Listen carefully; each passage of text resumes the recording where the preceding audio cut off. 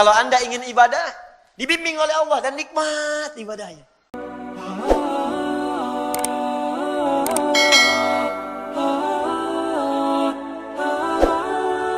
Ihdinas siratal mustaqim. Ya. Perhatikan baik-baik. Ya Allah, mohon berikan kami hudan.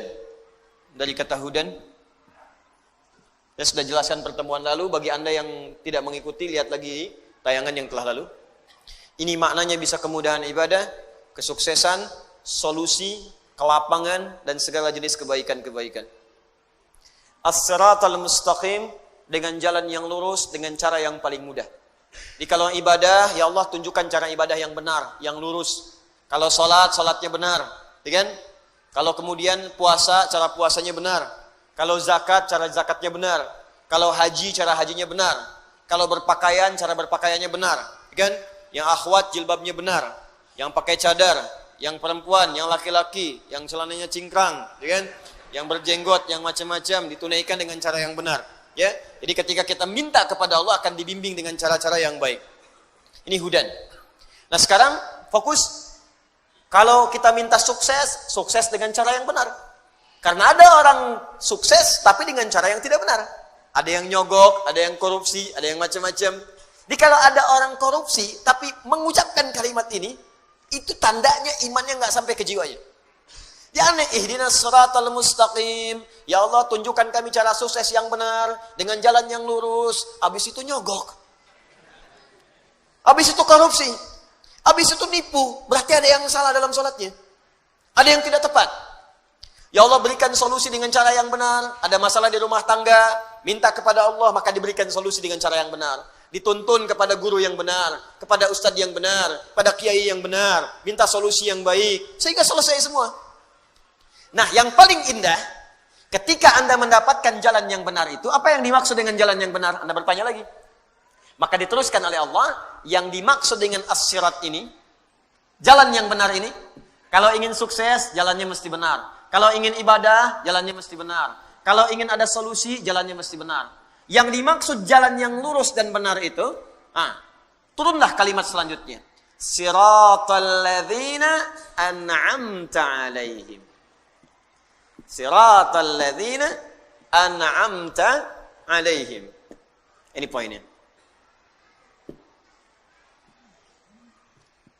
Maka muncul ya ayat yang ketujuh, kata Ibnu Katsir rahimahullah, maka yang dimaksud dengan kalimat siratal ladzina an'amta alaihim mufassirun lis-siratal mustaqim.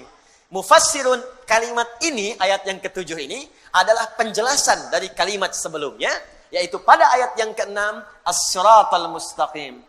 Jadi ketika Anda ingin mengatakan dan bertanya, ya Allah, bagaimana saya mendapatkan bimbingan yang lurus untuk ibadah? Ya Allah, bagaimana cara saya mendapatkan bimbingan lurus supaya saya benar dalam mencari rezeki, benar berumah tangga? Maka turun tafsir, penjelasan dari ini. Jadi ini rumus tafsir Quran bil Quran. Jadi ayat Quran ditafsirkan dengan ayat Quran lagi. Ini tingkat yang paling tinggi. Jadi nanti ada ayat Al-Quran ditafsirkan dengan ayat lagi. Contoh, Al-Qari'ah, Mal Qari'ah, kemudian Kamal Qari'ah, setelah itu yauma yakunun nasu kal. Nah, tafsir dari Al-Qari'ah tadi yauma yakunun nasu kal farashil mabthus, dan seterusnya ayat. Jadi ada ayat yang ditafsirkan lagi dengan ayat selanjutnya. Jelas? Nah, ada ayat ditafsirkan dengan hadis. Di ayatnya muncul apa keterangan di ayat itu? Hadis Nabi sallallahu alaihi wasallam yang menjelaskannya. Ini paling banyak. Contoh tentang puasa, contoh sholat. Ya, disolatkan dalam Al-Quran saat kita sholat, ada perintah sholat, kan nggak pernah disebutkan dalam Quran bagaimana cara takbir, ya, bagaimana cara ruku. Diperintahkan di Al-Quran kita supaya sholat. Al-Baqarah ayat 43, wa aqimus sholat, ayo tunaikan sholat. Tapi nggak pernah dirinci di Al-Quran bagaimana cara sholatnya. Ya, coba dilihat, ada nggak ayat tentang membimbing kita? Cara takbir itu angkat tangan sampai sejajar dengan bahu. Ada ayatnya? Silahkan cari sampai kiamat kurang 2 hari, nggak akan ketemu. Gak akan ketemu. Karena memang tafsirnya dijelaskan nanti oleh Nabi. Peran Nabi untuk menjelaskan itu semua lewat hadis Nabi SAW. Karena itu ada hadis tentang fikih sholat. cara bertakbir, cara niat sebelumnya, cara menghadap kiblat, bahkan cara wudhu sampai dengan kita sholat dengan sempurna. Itu Al-Quran ditafsirkan dengan hadis. Kenapa Ustadz kok nggak lengkap aja di Quran supaya lebih mudah? Joni, kalau itu saja dilakukan, kapan kita hafal Qurannya? Ya. Maka kalau banyak itu seberat apa mushafnya? Setebal apa Qurannya? Ya, dan apa peran Nabi diutus untuk kita? Bagaimana kemudian kita bisa melakukannya? Kalau dijelaskan di Quran nggak ada contohnya, nirunya bagaimana? Nirunya bagaimana? Kadang-kadang satu kalimat saja salah paham. Ya, Anda bayangkan dijelaskan, tapi nggak ada contohnya. Bagaimana mengikutinya? Paham sampai sini? Baik, itu Al-Quran dengan hadis. Ya, nah sekarang ini Al-Quran dijelaskan lagi dengan Al-Quran.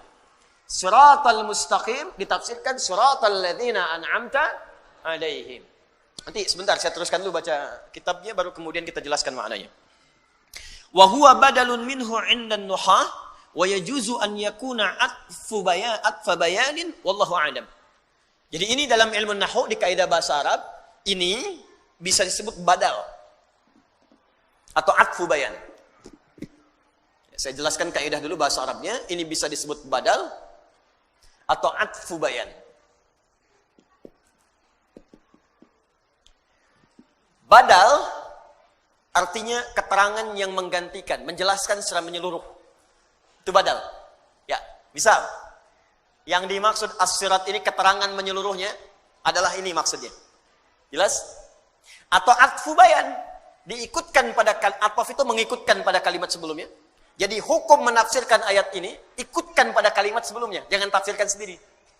Jadi kalau Anda ingin menafsirkan ayat yang ini, ya, kata Ibnu Katsir rahimahullah, maka menafsirkan ayat ini atfun ikutkan pada kalimat sebelumnya. Lihat dulu.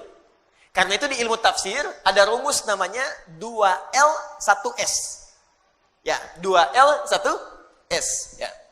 Ini ada L, ada S, ada S.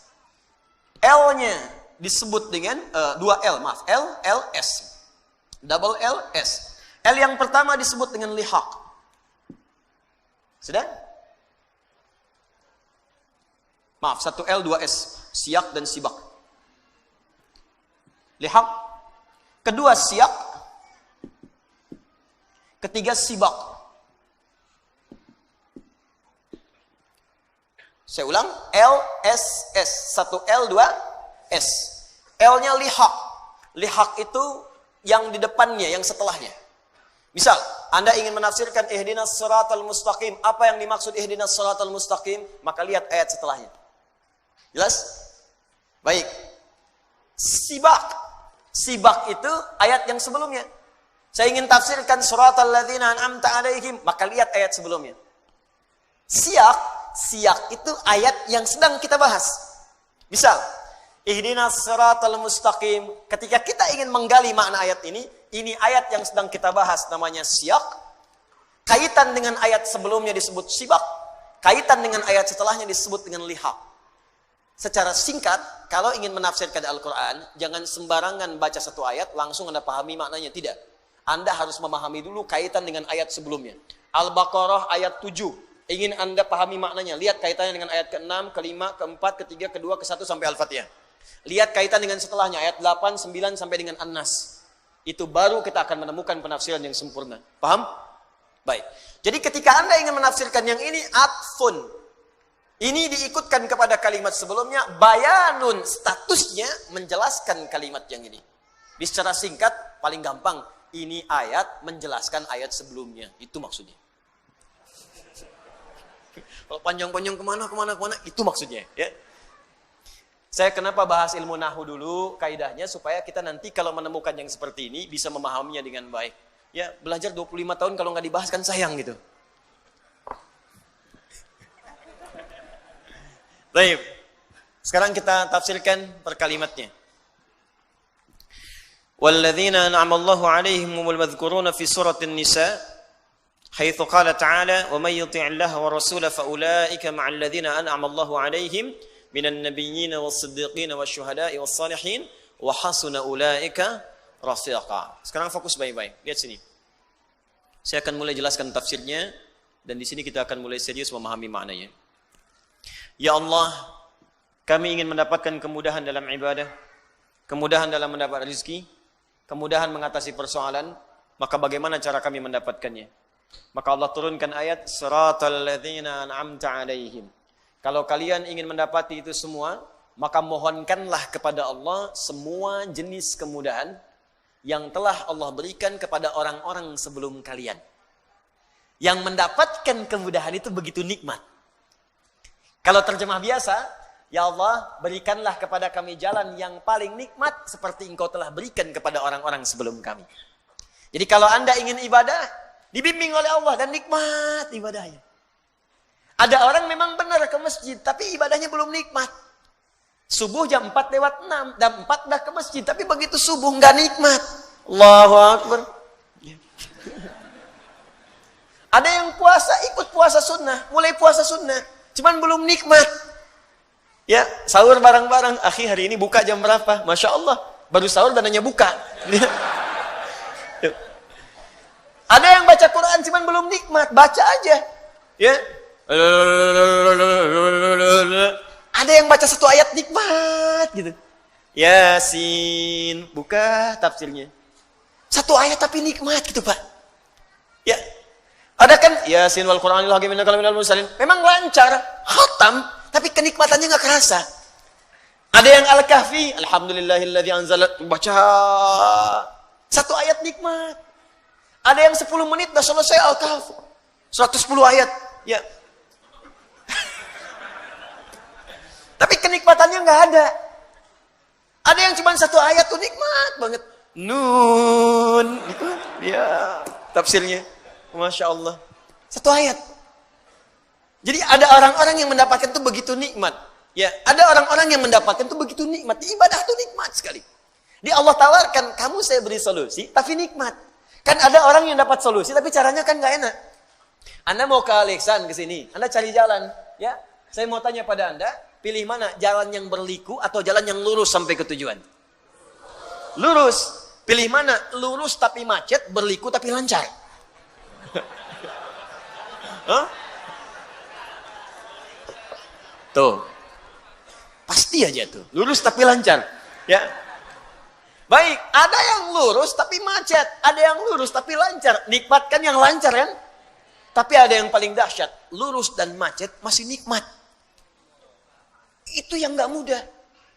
Alhamdulillah macet, Allahu Akbar, bisa murajaah Quran. Lihat tuh. Jadi yang dia pikirkan tuh niatnya aja yang lurus. Mau ke pengajian, macet nih. Waduh, estimasi waktunya nyampainya jam 8. Mungkin baru nyampe udah mau bubar. Lihat.